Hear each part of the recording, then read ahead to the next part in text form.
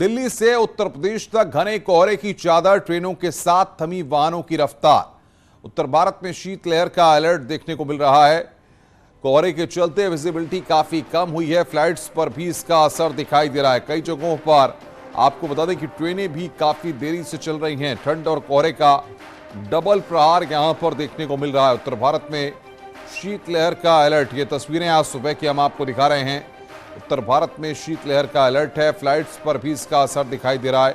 ट्रेनें भी कई घंटों की देरी से चल रही हैं। दिल्ली से उत्तर प्रदेश तक घने कोहरे की चादर है। ट्रेनों के साथ थमी वाहनों की भी रफ्तार।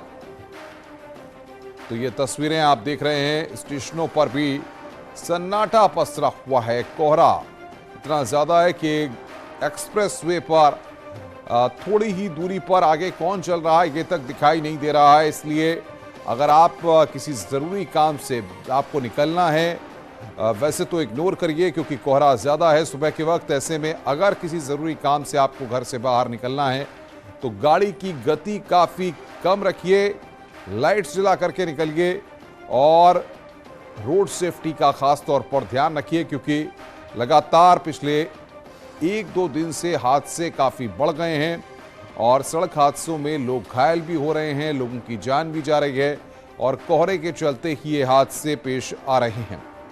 तो ठंड और कोहरे का डबल प्रहार यहाँ पर देखने को मिल रहा है। कोहरे के चलते विजिबिलिटी काफ़ी कम है। अगर बात करें दिल्ली और आसपास के इलाकों की तो वहाँ पर भी ट्रेनों के लेट होने का सिलसिला शुरू हो चुका है।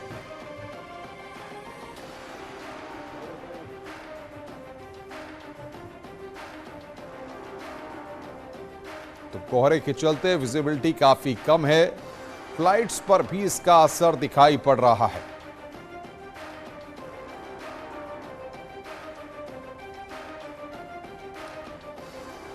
और सीधे रुख करते हैं, हमारे 3 संवाददाता इस वक्त बातचीत करने के लिए हमारे साथ जुड़ गए हैं। सर्वेश दुबे प्रयागराज से, अमित राणा गाजियाबाद से और संकेत मिश्रा लखनऊ से। सबसे पहले सर्वेश के पास चलते हैं।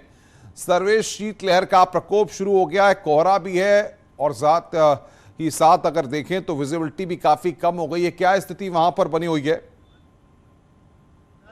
देखिए, समूचा उत्तर भारत इन दिनों घने कोहरे और शीतलहर की चपेट में है। इस वक्त मैं संगम नगरी प्रयागराज में हूँ। विजिबिलिटी काफी लो है, वाहनों को चलने में काफी दिक्कत हो रही है। सुबह से हम देख रहे हैं कि लोग हेडलाइट अपनी जलाकर ही सड़कों पर चल पा रहे हैं और खास बात है, ठंड से बचने के लिए लोग गर्म कपड़ों के साथ ही चाय की चुस्कियों का सहारा ले रहे हैं। और इस वक्त हम सिविल लाइन एरिया में आप देख सकते हैं एक चाय की दुकान पर कि किस तरह से यहाँ पर लोगों की भारी भीड़ यहाँ पर है और लोग चाय पी रहे हैं और ठंड को दूर भगाने की कोशिश कर रहे हैं। क्या मुश्किलें पड़ी है? स्कूल भी खुले हैं, कुछ लोग हमारे साथ हैं, उनसे बातचीत करेंगे हम और ये जानने की कोशिश करेंगे कि ठंड कितनी यहाँ पर बढ़ी है। पता है कि आज से किस तरह से कोहरा और घना कोहरा है और कितनी ठंड बढ़ गई, कितनी मुश्किलें हो रही लोगों को? अभी तक तो, कल तक तो बहुत अच्छी धूप थी और आज की विजिबिलिटी बिल्कुल जीरो है और सारे स्कूल कॉलेजेस खुले हुए हैं। इनफैक्ट मैं खुद अपनी डॉटर को लेके आया और बिल्कुल जीरो विजिबिलिटी है और बहुत दिक्कतें हो रही हैं। टाइम बिल्कुल शार्प है, कोई स्कूल ने टाइमिंग भी चेंज नहीं की है, तो इसलिए बहुत दिक्कतें आ रही हैं। उम्मीद है कि आगे चल के स्कूल आदमी एडजस्ट करेगा दिन में। ये बताइए कि यहाँ पर ठंड से बचने के लिए नगर निगम की ओर से जो इंतजाम किए जाते हैं कहीं दिखाई दे रहे हैं? नगर निगम और प्रशासन की ओर से कोई व्यवस्था नहीं की गई, जबकि इसके पहले अलाव जलाए जाते थे सभी चौराहों पे, बस अड्डे पे, रेलवे स्टेशन पे, टॉयलेट्स के बगल में, लेकिन इस बार कहीं कोई ऐसी सुविधा और व्यवस्था नहीं है। ये बताइए, ठंड से बचने के लिए क्या आप लोग कर रहे हैं क्योंकि ठंड अचानक बढ़ी है? अचानक से बड़ी जैकेट वगैरह निकल नहीं पाए थे, अभी तो शर्ट स्वेटर निकले हैं। अब आज जाके जैकेट भी निकालने पड़ेंगे क्योंकि ठंड आज बहुत ज्यादा बढ़ गई अचानक से। मेरे ख्याल टेम्परेचर 10 के भी नीचे पहुंच गया होगा आज और विजिबिलिटी जीरो है। लाइट वगैरह किसी की सही है, किसी की नहीं है। कई बाइक्स ऐसे हैं जिसमें लाइट नहीं है। गाड़ी चलाने में बहुत दिक्कतें आ रही थी जी। गाड़ी चलाने में तमाम और भी लोग उनसे बातचीत करेंगे। ये बताइए कि रेल और हवाई यातायात और सड़क परिवहन सभी प्रभावित हुआ है, तो ठंड ने किस तरह से आम जनजीवन को प्रभावित किया है? देखिए, ठंड तो जनजीवन ये पिछले काफी टाइम चला है, आज कोई नई बात नहीं है और इस तरह का मौसम होना भी चाहिए। मानव जीवन में ये सारी चीजें अनुभव करने की चीज है। ये जरूर है, दिक्कतें हुई है। इलाहाबाद जिला की लगभग स्कूलें बंद हैं, कुछ में पेरेंट्स टीचर्स मीटिंग हो रही है, कहीं कुछ एनुअल फंक्शन हो रहे हैं। प्रशासन ने अपने तरफ से जो अच्छे कदम होने चाहिए उठा रही है, बट अभी नगर निगम को थोड़ा सा और चाहिए। शेल्टर हाउस ने बनवा दिया है, अलाव जलाना चाहिए, जो अलाव नहीं। अब अचानक कल का में बड़ी अलाव चलेंगे। आप बताइए कि क्या स्थिति है भाई साहब, क्या लग रहा है कि इस ठंड से किस तरह राहत मिलेगी लोगों को? जल्दी ही राहत मिलेगी। राहत मिलेगी, क्या उम्मीद करते हैं इस ठंड से? नहीं भैया, राहत मिलेगी। राहत क्या भैया, अभी तो देखिए दिसंबर लास्ट है, आज 20 तारीख हो गए, 20 तारीख हो गए, तो अब ठंडी तो पड़नी नेचुरली। देखिए माघ मेला भी यहाँ पर बसता है, माघ मेले को लेकर यहाँ तैयारियां होती है, लेकिन इस ठंड की वजह से माघ मेले की तैयारियों पर भी असर पड़ सकता है। हाँ बिल्कुल अवश्य, हम इंसान हैं, लेबर भी एक इंसान है। जो लेबर जो माघ मेला को सजाता है वो भी एक इंसान के रूप में। आज तो पहला है, ठंड है, ठंड पड़नी भी चाहिए। अगर ठंड नहीं पड़ेगी तो एग्रीकल्चर पॉइंट ऑफ व्यू देखिए तो जितनी भी फसलें हैं वो कैसे स्वस्थ होंगी। अच्छा ये बताइए कि डॉक्टर्स भी बताते हैं कि इसमें ठंड की वजह से जो बुजुर्ग हैं, बच्चे हैं, वो मॉर्निंग वॉक पर निकले, चूंकि धुंध भी है, इससे किस तरह का असर स्वास्थ्य पे पड़ सकता है? इससे मांसपेशियां शिथिल हो जाती हैं, उनमें ब्लड जो है संचार जो उसका सर्कुलेशन होता है वो रुकने के, इससे हार्ट अटैक या दूसरी दिक्कतें ज़्यादा होती है। इससे लोगों को बचना चाहिए, गर्म कपड़े पहनने चाहिए, गर्म का पानी पीने चाहिए।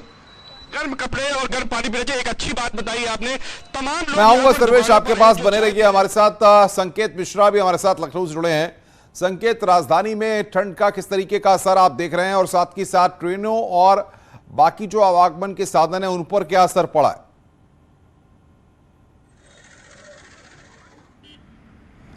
देखिए राजधानी लखनऊ और आसपास के इलाकों में भी घना कोहरा है, भारी ठंड है और इस वजह से जो तमाम फ्लाइटें हैं, जो तमाम ट्रेनें हैं वो निरस्त हैं, कई ट्रेनें लेट हैं। तो ऐसे में विजिबिलिटी कम होने की वजह से आवागमन पर भी असर पड़ रहा है और सरकार ने, जहां मुख्यमंत्री योगी आदित्यनाथ ने सीधे तौर पर निर्देश भी दिए हैं, कल उनके निर्देश जारी हुए कि ठंड से कोई आदमी परेशान नहीं होना चाहिए, रैन बसेरे में पूरी तरीके से व्यवस्था होनी चाहिए। कल उन्होंने खुद गोरखपुर में रैन बसेरों का निरीक्षण किया और वहां पर कंबल वितरित किए। सभी जिलाधिकारियों को निर्देश दिए गए हैं। यही नहीं, यातायात दुरुस्त रखने के निर्देश भी दिए गए हैं, चूंकि हादसे घने कोहरे और ठंड की वजह से होते हैं। मुख्यमंत्री योगी आदित्यनाथ ने हादसे रोकने के लिए भी निर्देश अफसरों को तो दिए ही है, आम जनता से भी अपील की है कि यातायात नियमों का पालन करें। और यही नहीं, परिवहन विभाग ने जो बसें 11 बजे के बाद चलती थी उनको भी निर्देश दिए हैं कि उनको सावधानी से चलाया जाए और जहां पर कोहरा ज़्यादा हो बसों को तत्काल रोका जाए। तो ऐसे में कई बसें भी लेट हैं, ट्रेन लेट है, कई फ्लाइटें निरस्त हैं, तो जाहिर सी बात है कि ठंड का सीधा असर देखने को राजधानी लखनऊ आसपास के इलाकों में भी मिल रहा है। संकेत, बने रहिए हमारे साथ। अमित राणा गाजियाबाद से हमारे साथ जुड़ गए हैं। अमित, दिल्ली एनसीआर की अगर बात करें तो सुबह से ही घना कोहरा छाया रहता है, थोड़ी धुंध हटती है थोड़े देर के बाद। फिलहाल क्या स्थिति है मौसम की और सड़क हादसे भी काफी हो रहे हैं? जिन लोगों को बताना चाहूंगा, ये वही सर्दी है जिसका इंतजार बड़ी ही बेसब्री से दिल्ली एनसीआर सहित गाजियाबाद के लोग कर रहे थे। आज दूसरा दिन है, ऐसे में कोहरे की चादर से ढका हुआ पूरा गाजियाबाद आपको दिखाना चाहूंगा। जहां तक भी आपकी नजर जाएंगी, यही कारण भी है कि जो वाहन है वो भी उनकी स्पीड में कहीं ना कहीं ब्रेक लग जाता है। साथ ही जितने भी वाहन है वो लाइट जलाकर यहाँ चलते हैं। हालांकि कोहरा बढ़ने के साथ साथ स्वास्थ्य विभाग की तरफ से भी एक एडवाइजरी जारी की गई है, जिसमें कहा गया है कि जो लोग मॉर्निंग वॉक के लिए जाते हैं वो मॉर्निंग वॉक पर ना जाए, खासकर बुजुर्ग लोग जो है वो मॉर्निंग वॉक के लिए ना निकले। अगर निकलना भी है तो मास्क लगाकर निकले। वहीं ऐसे में छोटे बच्चे हैं उनको भी एहतियात के तौर पर घर से बाहर कम निकलने की बात कही गई है। वहीं दूसरी ओर जिला प्रशासन द्वारा भी इस बात को लेकर देखा जा रहा है, बच्चों की जो पेरेंट्स हैं उनके साथ मीटिंग की जा रही है कि अगर यही कोहरा लगातार इसी तरीके से बढ़ता रहा और ठंड इसी तरीके से बढ़ती रही तो संभवतः ये भी हो सकता है कि 5वीं क्लास तक के स्कूलों को बंद भी कर दिया जाए। लेकिन ये वही सर्दी है जिसका इंतजार बड़ी बेसब्री से किया जा रहा था। लेकिन इस सर्दी के कारण से जहां एक और कपकपाती हुई ठंड लगने लगी है लोगों को, वहीं दूसरी ओर जो कोहरा है, कोहरा कई बार बड़े हादसों का सबब बनता है और ऐसे कई हादसे देखने को मिलते हैं। अगर आज की बात करूं तो नोएडा एक्सप्रेसवे पे भी आज सुबह ही एक हादसा हुआ है। हालांकि गाजियाबाद में इस बात को लेकर ऐसी नहीं नजर आई है कि यहाँ कोई हादसा हुआ, लेकिन जो कोहरे की जो चादर है लगातार 2 दिन से दिल्ली एनसीआर से गाजियाबाद वासियों को परेशान कर रही है और जो ठंड का बेसब्री से इंतजार किया था वो ठंड भी यहाँ आ चुकी है। तो ऐसे में जो लोग थे जो घर से अभी तक सिर्फ और टी शर्ट या शर्ट में निकल रहे थे, सभी लोग यहाँ पर जैकेट पहन रहे हैं और देख सकते हैं कि जहाँ सभी के जो सर्दियों वाले कपड़े हैं वो यहाँ निकल चुके हैं। लोग बाग अपने अपने गंतव्य स्थान जाने के लिए खड़े हुए भी हैं। हालांकि एहतियात के तौर पर जो बताया गया, डॉक्टर की तरफ से एडवाइस दी गई है कि ऐसे में बुजुर्ग और बच्चे लोग और खासकर जो दमा और अस्थमा के मरीज हैं या हार्ट के पेशेंट हैं, उन्हें इस कोहरे से और ठंड से बचकर रहना चाहिए। बहुत बहुत शुक्रिया आपका अमित राणा, सर्वेश दुबे और साथ ही साथ संकेत मिश्रा जो हमें तमाम अपडेट दे रहे थे। सावधान, कोहरा घना है। उत्तर भारत के तमाम शहरों में कोहरा छाया हुआ है और कोहरे में तेज रफ्तार